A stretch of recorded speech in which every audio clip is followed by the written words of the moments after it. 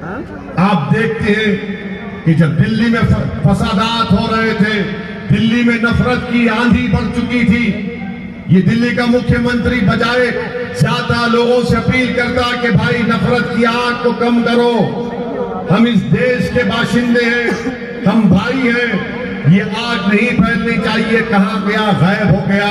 और कहां जाता है महात्मा गांधी के राजघाट पर जाकर अपने मंत्रियों को लेकर आंख और मुंह बंद करके बैठ जाता है। जनता के घर जल गए, लोग मर गए, दिल्ली का मुख्यमंत्री गायब, रूपोश, कहीं पर नजर नहीं आया।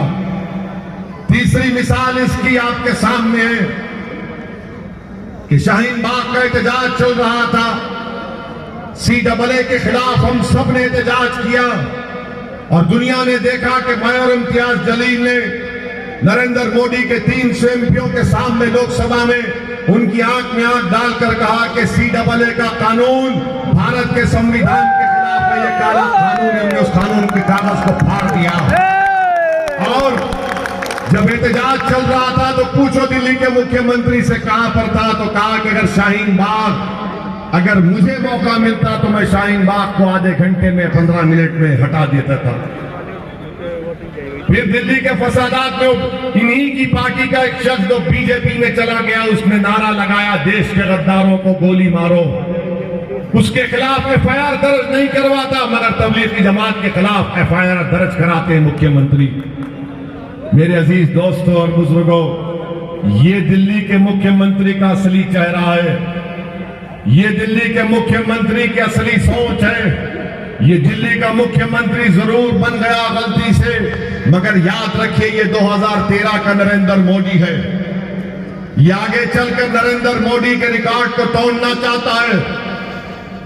आप समझते हैं कि मैंने फ्री दिया, ये फ्री दिया, कोई फ्री नहीं दिया, कोई जेब से नहीं दे रहा है, जनता का पैसा है, किसी के बाप का पैसा नहीं है। अगर सब चीज फ्री दिया तो बताओ यहां पर स्कूल में टीचर क्यों नहीं है, यहां पर गंदगी क्यों है, यहां पर पीने के पानी का इंतजाम क्यों नहीं है? तो मालूम होगा कि नहीं, यहां पर टोपी वाले रहते हैं, यहां पर कुर्ता पहनने वाली रहती है, यहां पर दलित बसता है। इसलिए यहां पर जब आएंगे, यहां पर जब केजरीवाल आएगा तो बोलेगा भाजपा को हराना है, हमको वोट दो। और जब दूसरी जगह जाएगा बोलेगा मैं पार्क बना दिया, मैं मेट्रो बना, वो स्कूल बना दिया, पानी की लाइन कर दिया। अरे तुम कब तक डराओगे बीजेपी से हमको? अगर किसी ने बीजेपी को कभी वोट नहीं दिया तो वो हम हैं, अल्पसंख्यक समाज, मुसलमान। जिम्मेदारी के साथ कह रहा हूं, 2014 सुनिए, 2014 का लोकसभा का चुनाव हो, 2009-19 का लोकसभा का चुनाव हो, दिल्ली में एक बहुत बड़ी संस्था है, CSDS नाम है, उनका डेटा उठाकर देख लीजिए। आपने एग्रीमेंट कर लिया दिल्ली के मुख्यमंत्री ने मोदी के साथ कि बड़े भाई आप लोकसभा जीतिए, मैं असेंबली जीतता हूं। तो बड़े भाई ने कहा छोटे तू यहीं लगा रहे, मैं पूरे देश में लगा रहूंगा। आप बताइए मेरे अजीज दोस्तों और बुजुर्गों, आज आप देख रहे हैं कि यहां पर जो शख्स जिसको दिल्ली के मुख्यमंत्री की पार्टी जो मौजूदा कॉर्पोरेटर साहब की तारीफ कर रहे हैं, उन्होंने क्या किया? मुझे अभी हाजी रईस ने बताया कि जब मेट्रो चलती है, जब जाफराबाद का सीलमपुर का रेलवे स्टेशन आता है तो अनाउंसमेंट किया जाता है कि अपने जेब और सेलफोन को बचा कर रखिए, अपने जेब और सेलफोन को बचा कर रखिए। कौन इस क्रिमिनल्स को बचा रहा है? कौन यहां पर ड्रग बेचने वालों का साथ दे रहा है? मेरे बुजुर्गों, मेरी इज्जतदार मां और बहनों, आप यहां से मजलिस के उम्मीदवार को, मोहतरमा शबनम को कामयाब करिए। ये जितने अनासिर हैं, क्रिमिनल लोग हैं जो नौजवानों की जवानी को ड्रग्स के जरिए बर्बाद कर रहे हैं, जो क्राइम में मुलविस है, इन तमाम को इंशाअल्लाह ताला हमारा शेर हाजी रईस इनको सुधार देगा चंद 24 घंटे के अंदर। मेरे अजीज दोस्तों और बुजुर्गों, आप देखते हैं कि हर जगह पर यही कोशिश होती है कि मजलिस का उम्मीदवार कामयाब ना हो। इसमें कांग्रेस इसमें दिल्ली का मुख्यमंत्री और बीजेपी तीनों में एक पॉइंट पर मुत्तफिक हैं कि मजलिस ना जीते कोई भी जीत जाए। मैं आपसे अर्ज कर रहा हूं कि अगर आपकी आवाज नहीं होगी तो आपकी तकालीफ को कोई नहीं सुना जाएगा। अगर आप अपने वोट से अपनी पार्टी के कैंडिडेट को कामयाब करेंगे तो आपकी वोट की अहमियत होगी। जमहूरियत ये नहीं है कि आप 50 साल से किसी को डालते रहे। हम बीजेपी को हराने के लिए वोट डालते हैं तो कांग्रेस को वोट डाला, बीजेपी नहीं रोक पाए, फिर हमने कांग्रेस से तंग हो गए तो इनका साथ दिया, तब भी भाजपा जीतती है। आप बताइए फिर आपके वोट की अहमियत और कीमत क्या है? हाँ, आपके वोट की कीमत बढ़ेगी जब आप मुत्तहदा तौर पर पतंग के निशान पर बटन लगाएंगे दिल्ली के एमसीडी के चुनाव में। और मुझे यकीन है कि आप इंशाअल्लाह ताला अपना एक वोट का सही इस्तेमाल करेंगे।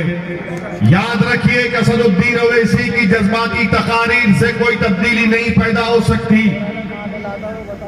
अगर तब्दीली पैदा होगी तो आपके सियासी शऊर के बेदार होने से पैदा हो सकती है। अगर जमीन पर इनकलाब पैदा होगा तो आपके मुत्तहदा पतंग के निशान पर वोट दबाने से होगा।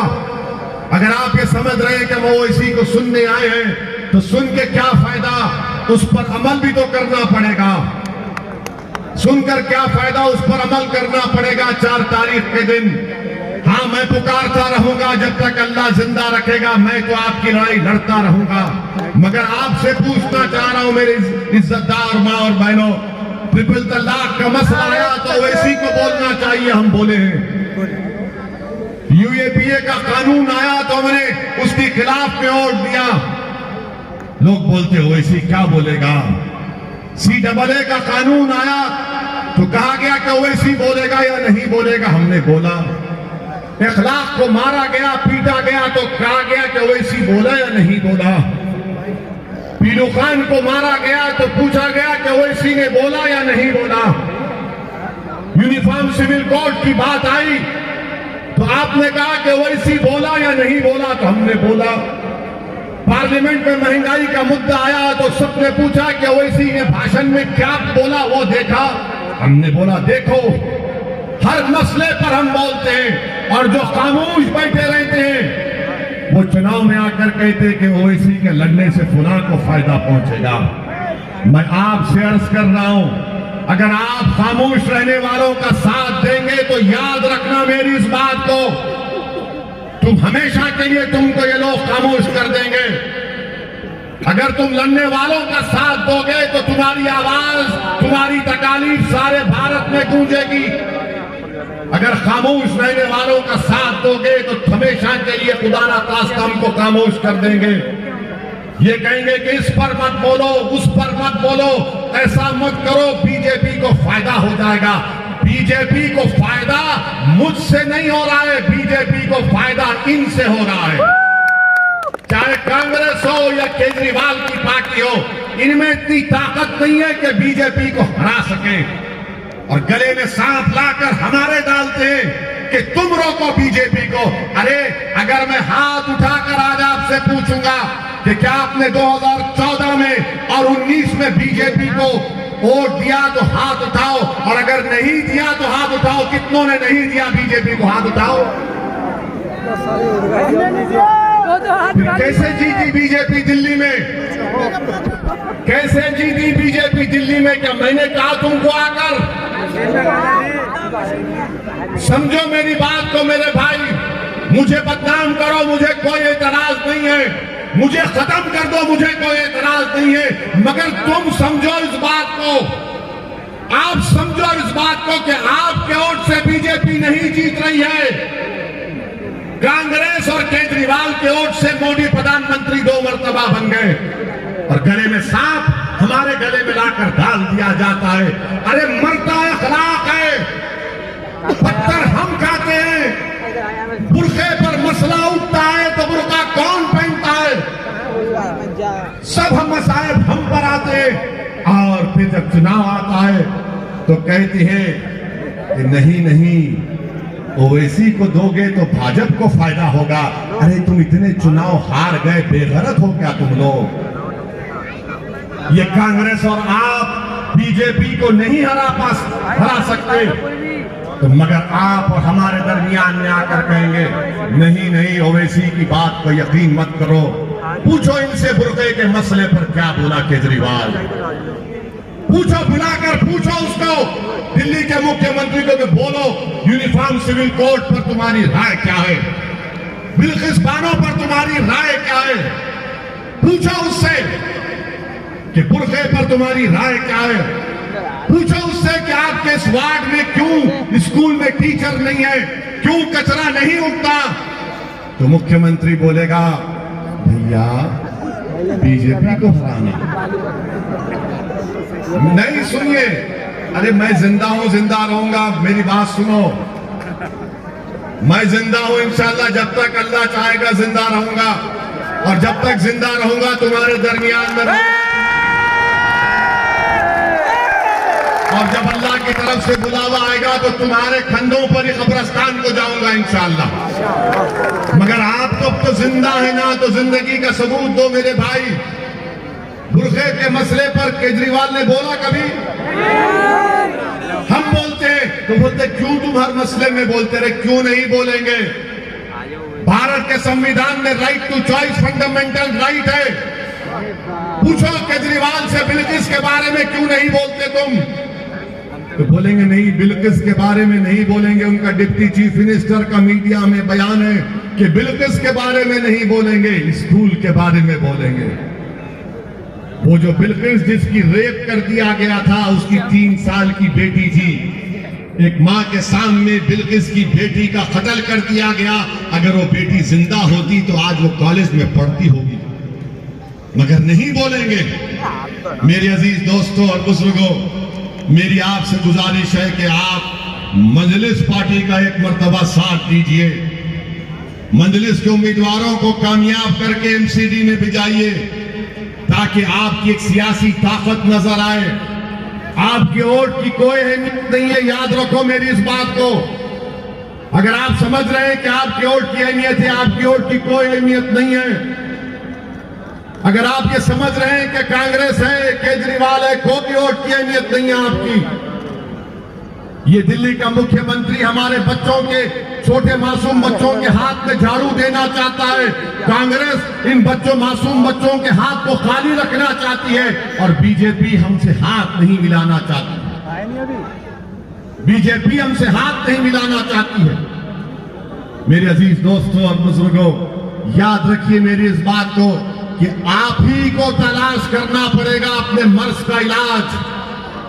आपने ये सोचा 50 साल से कि नहीं ये मेरे मर्ज की दवा है, ये मेरे मर्ज की दवा है। मर्ज बढ़ता गया, मर्ज बढ़ता गया, इतना बढ़ गया कि अब गरीबी की सतह के नीचे आप आ चुके हैं। बाबू कहां जा रही हो? इसका एक ही चीज, वाहिद वजह है कि आपकी सियासी आवाज नहीं है, आपकी सियासी ताकत नहीं है। हर कोई समाज का एक सियासी लीडर है, मगर अगर आप कहेंगे कि अल्पसंख्यक समाज क्यों नहीं अपना लीडर बनाती, तो सब बोलेंगे, कांग्रेस बोलेगी, बीजेपी बोलेगी, आप बोलेगी। नहीं नहीं, इससे फिरका परस्ती बढ़ेगी। अच्छा, जो ठाकुर का लीडर होगा, जो ब्राह्मणों का लीडर होगा, जो बनियाओं का लीडर होगा, जो ओबीसी का लीडर